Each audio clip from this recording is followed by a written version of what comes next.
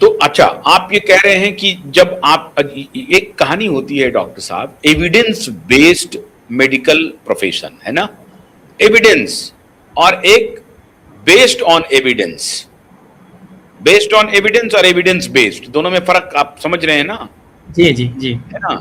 तो आप एविडेंस अगर मान लीजिए कि नेचुरोपैथी, आयुर्वेद और योगा प्राणायाम करने वाले, अष्टांग योग के पालन करने वाले, अगर उनके पास एविडेंस है तो उस एविडेंस को सरकार को मानना चाहिए, कानून को मानना चाहिए, या वो जिनके पास कोई एविडेंस नहीं है, वो ठीक नहीं कर पा रहे हैं, उनकी कोई रिस्पॉन्सिबिलिटी नहीं है, एंड ऑफ द डे आदमी को मारी, मतलब क्या आप कैंसर के पेशेंट को भी ठीक कर देंगे?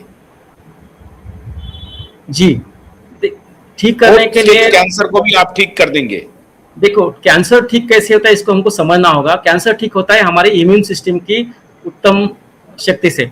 हमारी प्राण ऊर्जा अगर अच्छी हो, हमारी जीवनी शक्ति अच्छी हो, तो कैंसर बखुद, और पूरी दुनिया में इस पर रिसर्च भी हुई है कि कैंसर का एकमात्र इलाज जो है वो है आपकी इम्यून सिस्टम, जो आपके शरीर में कैंसर के बढ़ते हुए सेल्स को हर रोज खत्म करती है, हर रोज खाती है, और उसको बढ़ाने से कैंसर खत्म होगा, ना कि केमोथेरेपी से। केमोथेरेपी तो एक ऐसा विष है जो आपके इम्यून सिस्टम को खत्म करती है, और आपको कैंसर की बीमारी से नहीं, कैंसर की दवाई से मौत होती है लोगों की। ये समस्या है, और इस पर तो काफी रिसर्च भी हो चुका है। इस एक पर कोई बोल नहीं सकता, अगर बोलेगा तो जेल हो जाएगा। लिनस पॉलिंग करके डबल नोबेल प्राइज एक साइंटिस्ट है यूएस के, उन्होंने खुद इसको बोला कि cancer research is the total fraud. ये कुछ भी नहीं है। इनके जो रिसर्चेस है ये केवल मतलब more than half they are false. ये कौन कह रहा है? रिचर्ड हर्टन, जो लैंसेट का चीफ एडिटर है लगभग 2 दशकों तक। तो इनका जो एविडेंस बेस्ड है वो एविडेंस बेस्ड नहीं, एविडेंस मैन्युफैक्चर्ड है। एविडेंस कंपनियां, ड्रग कंपनियां खोजती है, वो खुद अपना आरसीटीज करती है, खुद एविडेंस क्रिएट करती है और खुद उसको जर्नल्स में पब्लिश करती है। इसका मतलब कि वो चोर भी वही है, पुलिस भी वही है, जज भी वही है, और डॉक्टर उनकी बात को मान लेते हैं आसानी से कि देखो जर्नल्स में छपा है और पीयर रिव्यूड जर्नल्स है, अब सब कुछ ठीक है। लेकिन ये सब अब लोगों के सामने आ चुका है। अब काफी लोग इस बात को समझ चुके हैं अनुभव से भी अपने, क्योंकि अनुभव भी साइंस का ही हिस्सा है। अगर अब तो आप लांसेट जर्नल को भी उन्होंने अक्वायर कर लिया है। जी फार्मा माफिया ने लांसेट जर्नल को या नेचर जर्नल को, जो मेडिकल जर्नल्स हैं, उसी को खरीद लिया है। तो उन्होंने अपने टेंटिकल्स अब हर जगह कर दिए। लेकिन आप ये कह रहे हैं कि जिस लांसेट जर्नल, जो इतना प्रसिद्ध लांसेट जर्नल है, उनके सर्वे सरबराह किस डॉक्टर का आपने नाम लिया, साइंटिस्ट का नाम लिया? Doctor Richard Hutton. Doctor doctor Richard Richard Hutton. Hutton. तो उन्होंने खुद कहा कि ये जो कैंसर का जो ट्रीटमेंट प्रोटोकॉल है वो फ्रॉड है। ये वाक्य है लिनस पॉलिंग का, जो डबल नोबेल प्राइज विजेता है। इन्होंने खुद कहा कि cancer, total cancer research is fraud. अच्छा, मतलब जितना रिसर्च हो रहा है वो कुछ भी नहीं है, केवल डॉलर को कंज्यूम करने के लिए सब रिसर्च है। प्रैक्टिकली उसका कोई उपयोग नहीं है इंसान के जीवन में। कैंसर पेशेंट को ठीक करने के लिए नहीं है, केवल एक कैश का वही इंडस्ट्री बनाने के लिए है।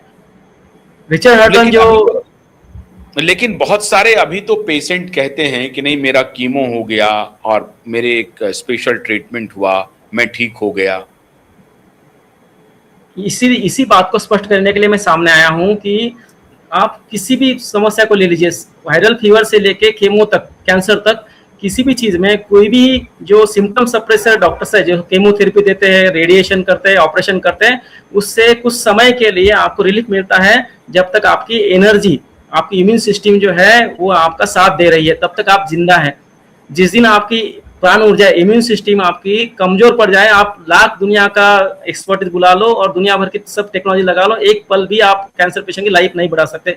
अल्टीमेटली आपकी जो प्राण ऊर्जा है, आपकी जो जीवनी शक्ति है, जो एक अच्छे लाइफस्टाइल से आपके अंदर पैदा होती है, आपका कैंसर का जो इलाज है वो आपके अच्छे लाइफस्टाइल का परिणाम है। कि आप, अगर आपकी इम्यूनिटी अच्छी हो तो आप कुछ महीने, कुछ साल जी सकते हैं ट्रीटमेंट के साथ में, ट्रीटमेंट के सिवा। मतलब आप ये कह रहे हैं डॉक्टर साहब कि अगर किसी को ब्रेन ट्यूमर हो जाए मान लीजिए, जी जी। तो वो कीमो ना ले, कैंसर से रिलेटेड कोई ट्रीटमेंट ना ले, मॉडर्न मेडिसिन में ना जाएं, तो फिर क्या करें? वो अपनी इम्यूनिटी सबसे को ठीक करें। इम्यूनिटी ठीक करने के लिए क्या करें?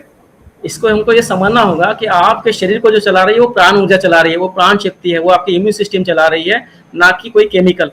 और लाखों सालों का एविडेंस है कि हमारा शरीर जो है वो किसी शक्ति से चल रहा है। एक जीवित शरीर और एक मृत शरीर में केवल एक ही अंतर है, वो प्राण शक्ति का। प्राण निकल जाए बाकी सब फिजिकल और केमिकल स्ट्रक्चर वैसे ही बना रहता है। वो जिस प्राण शक्ति को मेडिकल साइंस मानता ही नहीं है, उस प्राण शक्ति को योग सबसे आगे रखता है।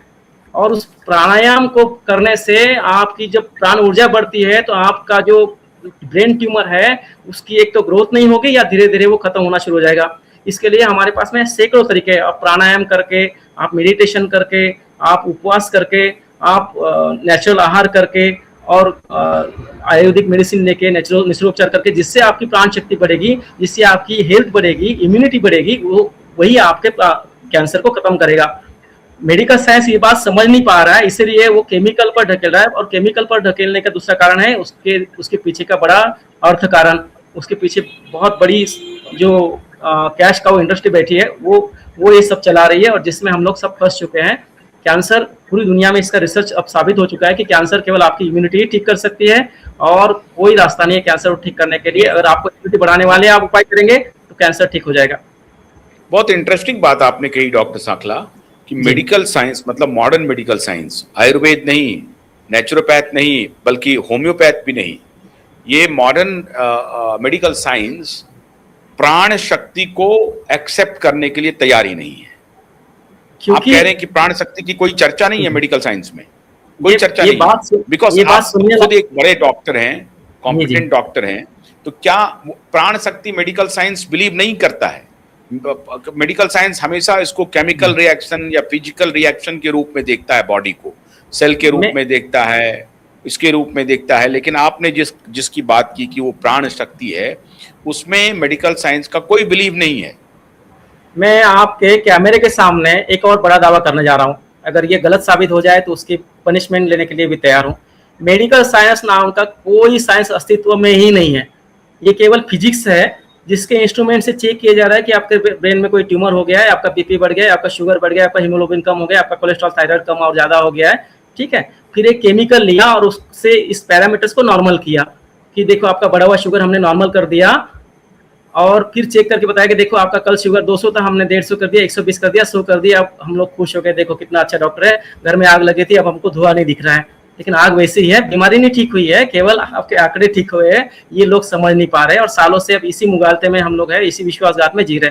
तो हमको इस बात को समझना होगा कि मेडिकल साइंस केवल फिजिक्स है, केमिस्ट्री है, इंजीनियरिंग है, केवल कंप्यूटर है, स्टैटिस्टिक्स है, और इसके बदौलत पूरी दुनिया पर वो राज कर रहे हैं, स्कैम कर कर पूरी दुनिया को आज एक स्कैमर से बातें पूरी दुनिया को आगोश में लिए हुए, और पूरी दुनिया का सरकारों का पैसा, बजट और पब्लिक का बहुत बड़ा पैसा और बजट खाए जा रहे। मैं इसका आपको सबूत दे देता हूं और तुरंत हो जाएगा। अगर सेना इस देश की सुरक्षा की गारंटी है तो डॉक्टर इस देश के हेल्थ की गारंटी क्यों नहीं है? पुलिस अगर कायदा सुव्यवस्था की गारंटी है तो डॉक्टर हेल्थ की गारंटी क्यों नहीं है? क्यों इस देश के लोग आज भारत जो है वो दुनिया की डायबिटीज कैपिटल बन चुका है। बीपी में हम लोग दुनिया में सेकंड थर्ड नंबर पर है। कैंसर विस्फोट की तरफ बढ़ रहा है। हृदय रोग की तो महामारी की रूह आ गई है, और डायलिसिस करना, बाईपास करना, स्टेन डालना, ये सब मैकेनिकल प्रोसीजर है, इसमें डॉक्टरी नहीं है, ये प्लम्बिंग है। आप समझिए इसको। कोई स्टेन डालना मतलब ब्लॉकेज को क्लियर करना पाइपलाइन की, या उसमें एक अलग से पाइपलाइन डाल देना, इसमें डॉक्टरी नहीं है, ये प्लम्बर का काम होता है, ये डॉक्टर का काम नहीं है। डायलिसिस से आप किसी केमिस्ट्री के प्रिंसिपल को यूज करके मशीन लगा के उस ब्लड को छान लेंगे, इसमें डॉक्टरी नहीं है, ये एक मैकेनिकल प्रोसेस है। आप वेंटिलेटर से जबरदस्ती आपके लंग्स में सांस घुसा देते, इसको ऑक्सीजन को घुसा देते हो, इसमें डॉक्टरी नहीं है, ये एक मैकेनिकल प्रोसेस है। आप ऑक्सीजन सप्लाई बाहर से कट रहे हैं, मैकेनिकल प्रोसेस है, इसमें हेल्थ कहाँ है? अगर कोई भी पेशेंट मॉडर्न मेडिसिन के किसी भी डॉक्टर के इलाज के बाद में फिर से हेल्दी हुआ हो, किसी भी बीमारी में, एसिडिटी, सर्दी से लेके कैंसर तक, किसी भी बीमारी का ट्रीटमेंट उसने लिया हो डॉक्टर के पास में, कई महीने कई साल लिया हो, और उसके बाद में फिर उसने अपनी हेल्दी लाइफ जीना शुरू किया हो विदाउट मेडिसिन, किसी भी ऑपरेशन के बाद में, बाईपास के बाद में, एंजियोप्लास्टी के बाद में, डायलिसिस के बाद में, ट्रांसप्लांट के बाद में, अब उसको मेडिसिन की आवश्यकता नहीं है। ऐसा कोई एक पेशेंट दुनिया में एलोपैथी के डॉक्टर के पास में होगा तो फिर मैं 1 करोड़ रुपए देने के लिए तैयार हूं। ये कोई नहीं है, ये ढकोसला है केवल। इसलिए मैं दावा कर रहा हूं क्योंकि केवल सिम्टम सप्रेस कर देना और लोगों के आंखों में धूल झोंकना ये ट्रीटमेंट का पार्ट नहीं है। ट्रीटमेंट वो होती है जब आप 6 महीना, साल, 2 साल डॉक्टर के मार्गदर्शन में आप पूरा चेकअप करते हो, मेडिकेशन करते हो, उसकी पूरी जो प्रोटोकॉल है, गाइडलाइन है, उसको फॉलो करते हो। उसके बाद में तो आपको रोग से मुक्त हो जाना चाहिए था। और दुनिया में मैं आपको खास कर बात बताऊं कि एकमेव डॉक्टर ऐसा प्राणी है कि जिसको पूरी इंडेमनिटी है। आपका पेशेंट, नॉर्मल पेशेंट सीरियस हो जाए, उसकी मृत्यु हो जाए, कोई जिम्मेदार नहीं। आपका कंसेंट फॉर्म पहले ही साइन किया है। आपका गाड़ी का मैकेनिक आपसे ऐसा कंसेंट फॉर्म साइन भरा करा सकता है, आप दे दोगे उसको कि आपकी गाड़ी में तो ठीक करने जा रहा हूं लेकिन नहीं ठीक हुआ और खराब हो गया तो मेरी कोई जिम्मेदारी नहीं। ये डॉक्टर को क्यों मिलता है? डॉक्टर तो एक सेवक है इस व्यवस्था में, उसको इतनी इंडेमनिटी क्यों है?